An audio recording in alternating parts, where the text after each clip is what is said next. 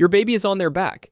You've just finished a diaper change, or you're doing tummy time, or you've simply put them down for 30 seconds to reach for something across the room.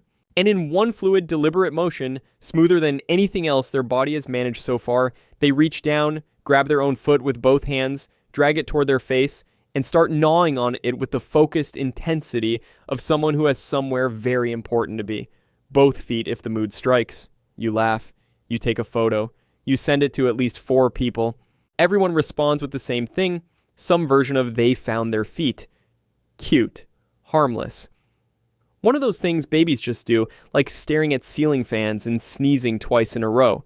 The people around you will say, if they say anything at all, that your baby is just discovering their body. Simple curiosity, a new object in reach that happened to be attached to them. But developmental neuroscientists studying infant proprioception and motor cognition have spent years mapping exactly what is happening inside that tiny skull during this behavior. And what they found is not cute and meaningless. It is one of the most cognitively structured sequences in early human development. A sequence that quietly lays the foundation for spatial awareness, physical coordination, and emotional self-regulation across an entire lifetime. The question isn't why your baby eats their feet. The question is, what are they actually building while they do it? The easy explanation goes like this. Babies mouth everything. Toys, fabric, fingers, whatever corner of the nearest object presents itself. Mouthing is how infants run sensory quality control on the world around them. So feet are simply another object that entered the queue. The timing even seems to confirm it. Babies can't physically reach their feet until around 4 months, which is precisely when the behavior starts. They grew into the range of motion, found the foot, did what babies do. Simple. Here's the problem with that explanation. If foot mouthing were just ordinary object exploration, it would look like how your baby interacts with everything else. Brief, distracted, easily hijacked by a noise or a passing face. It doesn't look like that.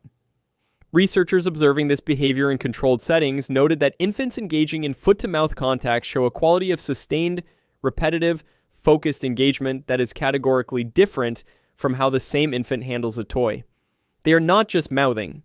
They are cross-referencing 2 data streams simultaneously. The mouth receives sensory input from the foot at the exact moment the foot receives sensory input from the mouth. Both endpoints are reporting to the brain at once. A toy cannot do that. A toy touches the mouth and goes silent. The foot talks back. Your baby isn't finding their feet. Your baby is running a diagnostic on their own nervous system. And understanding what that diagnostic is actually measuring requires understanding something about the central problem every infant brain is trying to solve in the first 6 months of life. Where does me end, and where does everything else begin? But here's where it gets deeper. Because the answer to that question lives in a region of the brain most people have never thought about, and what researchers found when they started mapping its development in infancy changes the picture entirely. The somatosensory cortex is the strip of neural tissue that creates your felt sense of your own body, where your limbs are in space, how they relate to each other, what belongs to you. Think of it as the body's internal map. Researchers at the MRC Cognition and Brain Sciences Unit at the University of Cambridge and parallel groups at University College London's Institute of Neurology have used somatosensory evoked potential mapping, a non-invasive technique that measures the brain's electrical response to touch at specific body locations, to track how this map develops across the first year of life. What they found is that at birth, the map exists structurally, but not functionally. The blueprint is printed. The roads between locations are not yet confirmed. The brain contains the architecture of a body it has never been able to fully feel. Think of it as a city where every building has been constructed, but the navigation system hasn't received a single location ping. The streets are there. The coordinates are not confirmed. And the only way to confirm them is through repeated, self-generated sensory trials, touching a known location with another known location and triangulating the signal. Each time your baby's foot arrives at their mouth, 2 streams of touch data arrive simultaneously in the cortex. Touch registered at the foot. Touch registered at the mouth. The brain compares them. The map sharpens. Repeated across hundreds of contacts in a single day, not one long session, a distributed calibration protocol running across every waking hour. The somatosensory cortex builds a representation of the body precise enough to eventually carry a child across a room, across a field, through a life. Your baby isn't chewing on their foot. Your baby is calibrating the internal map that will tell them where their body is for the rest of their life. Now I need to tell you about the finding that genuinely surprised researchers, because they expected this body map calibration to matter for motor development, crawling, reaching, walking. That part held. What they didn't anticipate was where else it showed up. Studies tracking infants through the first 2 years, drawing on research at the Max Planck Institute for Human Cognitive and Brain Sciences, and developmental work published in journals including Developmental Psychology, found that babies with more robust somatosensory self-touch behavior in the 4 to 6 month window showed measurably better emotional regulation capacity by 18 months, roughly the point at which a baby becomes a toddler with strong opinions about which cup is the correct cup, not motor skill.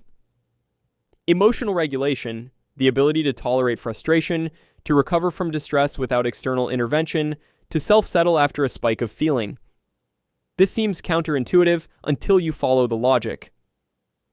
Self-regulation is not a purely psychological process. It is embodied. It runs through the body. Every technique that actually works, slow breathing, grounding, physical containment, depends on having a precise felt sense of the body the emotion is moving through. If the internal map is imprecise, the body is harder to reach. The infrastructure of self-regulation has to be built before it can be used, and the peak plasticity window for building that infrastructure, the period when the somatosensory cortex is most receptive to this kind of calibration, runs roughly from 3 to 7 months, a window about the length of a single season, never that open again. Your baby isn't self-soothing by accident. Your baby is building the embodied infrastructure that self-soothing will run on for the next 80 years. Now, I need to tell you about the piece of this that no parenting book has ever addressed, because what your baby is doing isn't just constructing a map of their body. They are solving a problem that philosophers argued about for centuries before neuroscientists found the answer on a changing table. In 1998, researchers Matthew Botvinnik and Jonathan Cohen at Carnegie Mellon University published a now famous experiment in the journal Nature. It became known as the rubber hand illusion. The setup: an adult sits with one hand hidden behind a screen, a rubber hand placed in front of them in the same position. A researcher strokes both the hidden real hand and the fake rubber hand simultaneously. Within minutes, the adult brain does something it shouldn't. It begins to feel the rubber hand as its own. The touch on the rubber hand starts to feel like touch on the body. The brain, receiving synchronized visual and tactile input, makes a decision. That belongs to me. The finding was philosophically significant. The sense of body ownership is not fixed, it is constructed. It is assembled from sensory cross-referencing, and it can be fooled. Researchers adapted versions of this paradigm to study infants, asking, when does body ownership emerge? How does a developing brain first decide which sensory signals belong to self and which belong to world? What they found reframes the foot mouthing entirely. When your baby mouths their foot, something happens that cannot happen with any other object in their environment. Both the foot and the mouth report back simultaneously. The foot signals, I am being touched. The mouth signals, I am touching something. Both signals carry the same timestamp. This bilateral simultaneity, I am touching and being touched by the same event, is one of the primary inputs the brain uses to draw the boundary of the self. It is the signal the nervous system requires to conclude, that is part of me. You are not watching a baby amuse themselves on a Tuesday afternoon. You are watching a human being draw the first boundary of the self, not philosophically, neurologically. The line between self and world is being constructed, one repetition at a time, in the only laboratory available, a body that has never been felt from the inside before. Your baby isn't being weird. Your baby is answering the question every conscious being has to answer first. Where do I end and the world begin? And now I need to say something important. Because there are two patterns in this behavior that pediatric occupational therapists and developmental specialists consider worth understanding, not as a diagnostic, but as a signal. The first is sustained absence. Babies who consistently avoid bringing hands or feet to the mouth across the full 4 to 7 month window, not for a week during illness or a growth spurt, but as a persistent pattern, may be showing reduced self-directed exploratory behavior that clinicians associate with atypical sensory processing or low proprioceptive drive. The second is a subtler version, babies who perform the behavior but show no corresponding visual engagement with it, who don't look at the foot, don't alternate their gaze between the foot and your face, don't show any sign of attending to what the cross-modal contact is producing, a disconnect between sensory channels that is worth noting in context. Neither of these is a checklist. Neither is a reason to spiral. Every baby develops on their own schedule, and the range of typical foot-mouthing onset, frequency, and duration is wide. 2 weeks of not grabbing feet tells you nothing. A full window without the behavior, 4 months to 7 months with your baby calm, awake, and mobile enough to reach, is a conversation to have with your pediatrician or a pediatric occupational therapist, not a diagnosis, a conversation. What matters is that you are already watching. You have been observing your baby's specific normal more carefully than any researcher in any laboratory, because you have been doing it across every hour of every day since they were born. If something about how your baby engages with their own body feels flat or disconnected, if the quality of their self-directed exploration feels qualitatively different from what you'd expect, that instinct is data. The brain is most plastic in the first year. Early identification produces outcomes that waiting cannot replicate. Trust what you notice. Which brings us to the thing underneath all of this. Because what your baby is doing on that changing table is not merely a developmental milestone to track and move past. It is the opening move of something that took the rest of us thousands of years to name. Every tradition that has tried to understand the mind eventually arrives at the same question. How does a consciousness know that it is one? How does a self locate its own edges? The answer, it turns out, doesn't begin in language. It doesn't begin in memory or reflection or the moment a child points at a mirror and says, "me." It begins in the bilateral signal of foot against mouth, mouth against foot, two endpoints reporting simultaneously to a brain that receives them and concludes for the very first time. Both of those belong to me. That is the first sentence of selfhood, not written in words, written in sensation. Your baby, hauling their heel toward their face with the seriousness of someone who has a deadline, is not doing something small. They are performing the oldest act of consciousness there is, the act of finding where they begin. So the next time you watch your baby grab their foot and go to work on it, that full commitment, deeply satisfied gnawing with the expression of someone who has solved a problem they've been working on for weeks. Remember what is actually happening. Their somatosensory cortex is running calibration trials, confirming coordinates, building a map precise enough to carry them through every physical challenge ahead. The emotional regulation system they will reach for at 5, at 15, at 50.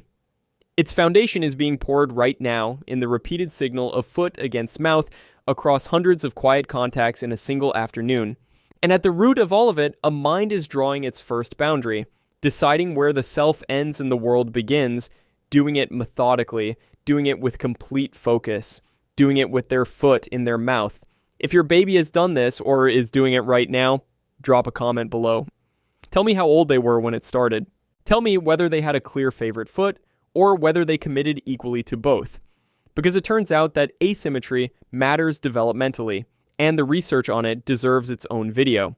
And if you want to understand why your baby reaches for your face, not your hand, not a toy, specifically your face, and why they grab your nose and pull your lip and seem genuinely absorbed by every part of you that moves when you talk, not because they're trying to hurt you, not because they're confused, but because of something happening inside their mirror neuron architecture that most parents read completely backwards. That is the next video. And once you understand what's actually going on, you will never pull your face away from those small hands the same way again.